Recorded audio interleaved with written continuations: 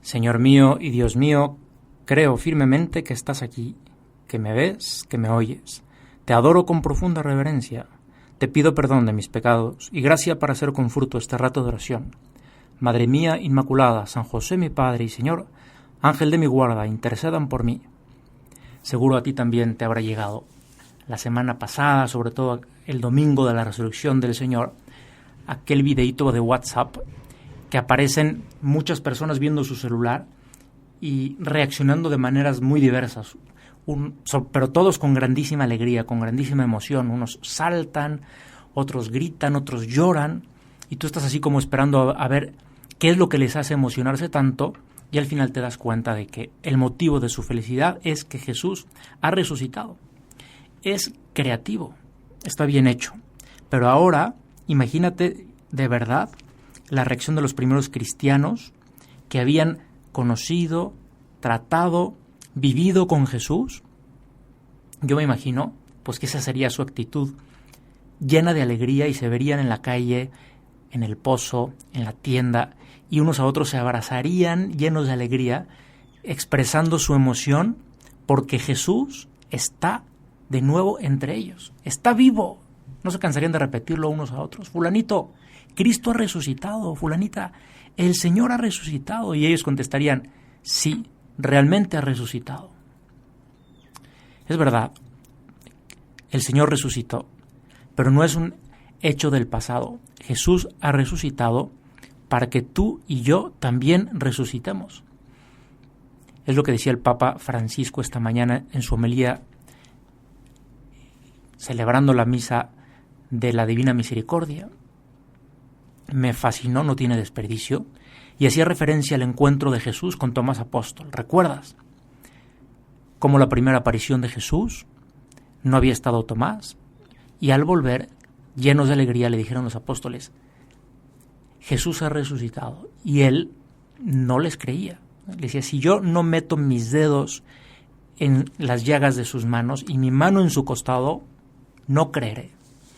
Y como Jesús, va comentando el Papa esto en la homilía, paciente, vuelve y en vez de reprocharle su incredulidad, le dice de nuevo: la paz esté con ustedes. Y Tomás, ven para acá y mete tus dedos en mis llagas y mete tu mano en mi costado, y no seas incrédulo, sino fiel, sino creyente.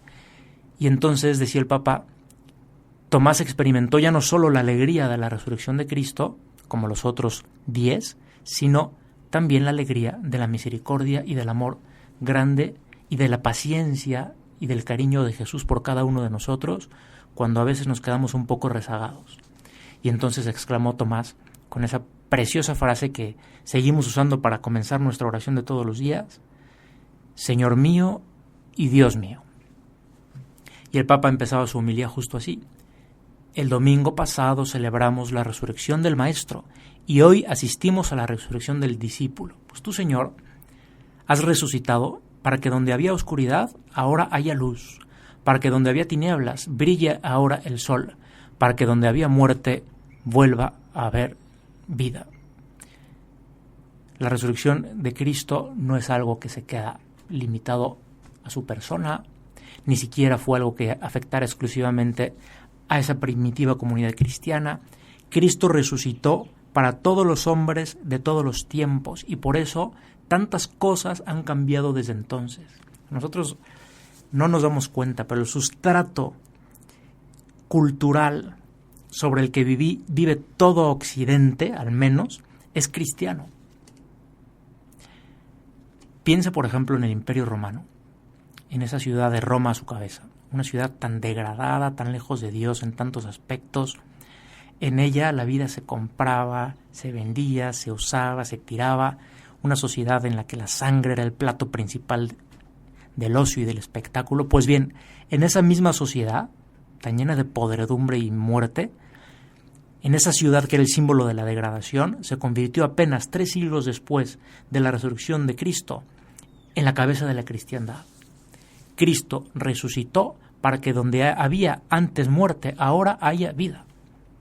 Tú y yo podemos encontrarnos también en el momento actual, en esta sociedad en que vivimos, ambientes difíciles, una sociedad en la que muchos le han dado la espalda a Dios, que viven como si no existiera, en donde prácticamente pues eso Dios no tiene cabida alguna. Una sociedad en la que los cristianos son cada vez más de nombre y menos de actitud.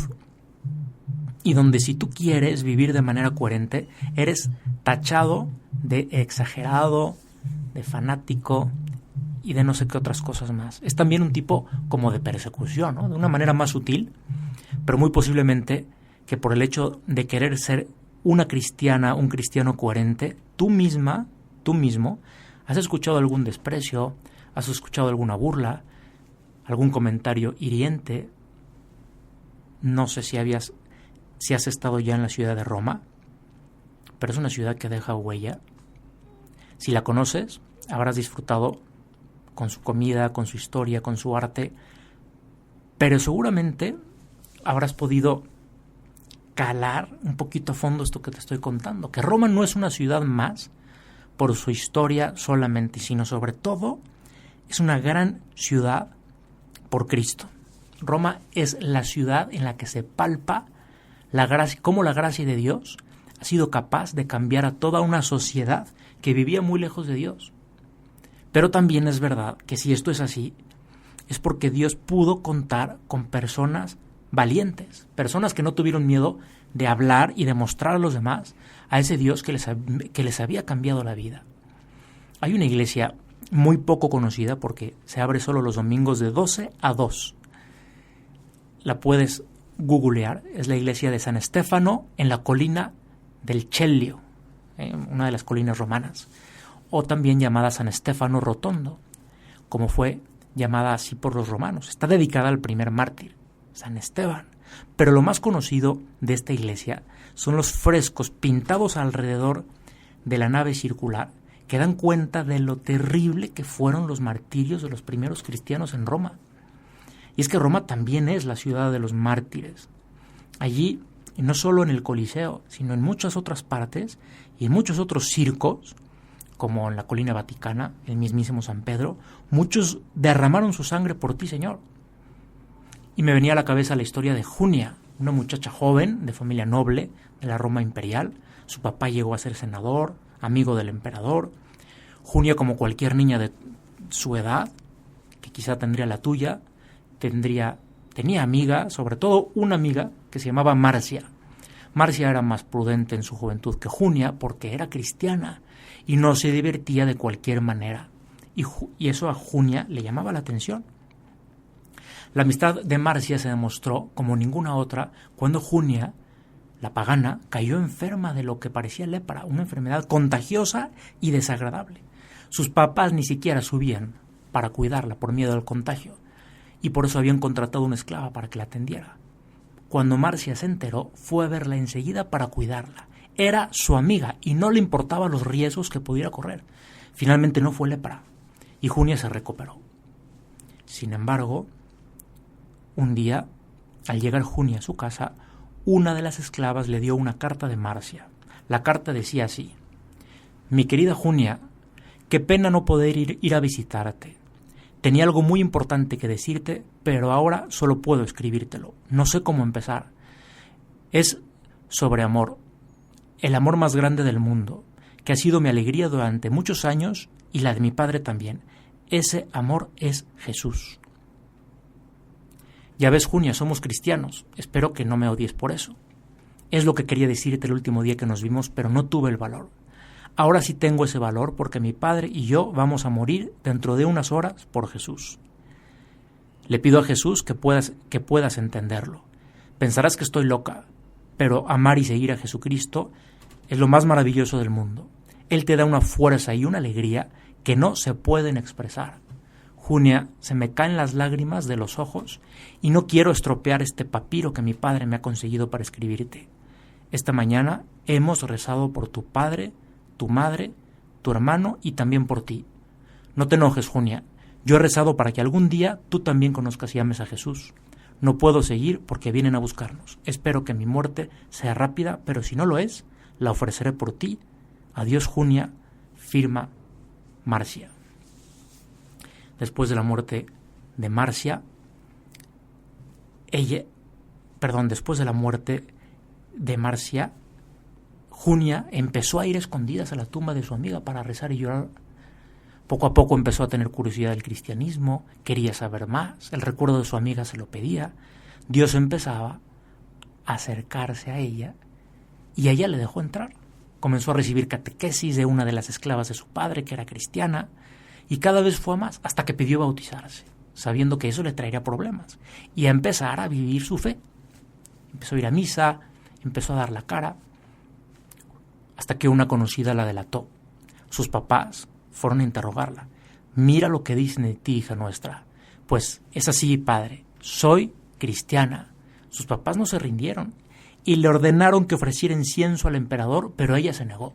El emperador se enteró. Dice el emperador, hija, que mañana vayas a ofrecerle incienso. Sin embargo, ella se mantuvo firme en su negativa. Sus padres, asombrados de la firmeza de su hija, finalmente decidieron renegar de ella. Firmaron el acta de repudio y la llevaron a la cárcel. Junia pidió a la esclava cristiana que llevara la carta que escribió Marcia para dársela a otra amiga suya que también estaba pensando en convertirse. Al final, Junia murió decapitada. Pues es una historia dura, pero es una historia hermosa, porque habla de amor y valentía. Dos muchachas jóvenes que supieron dar la cara, que no les importó ir contracorriente, que supieron dar la vida antes que renunciar a su fe. Es la historia de dos mujeres valientes, de esos valientes que contribuyeron a cambiar lo que parecía incambiable, la sociedad degradada en la que vivían.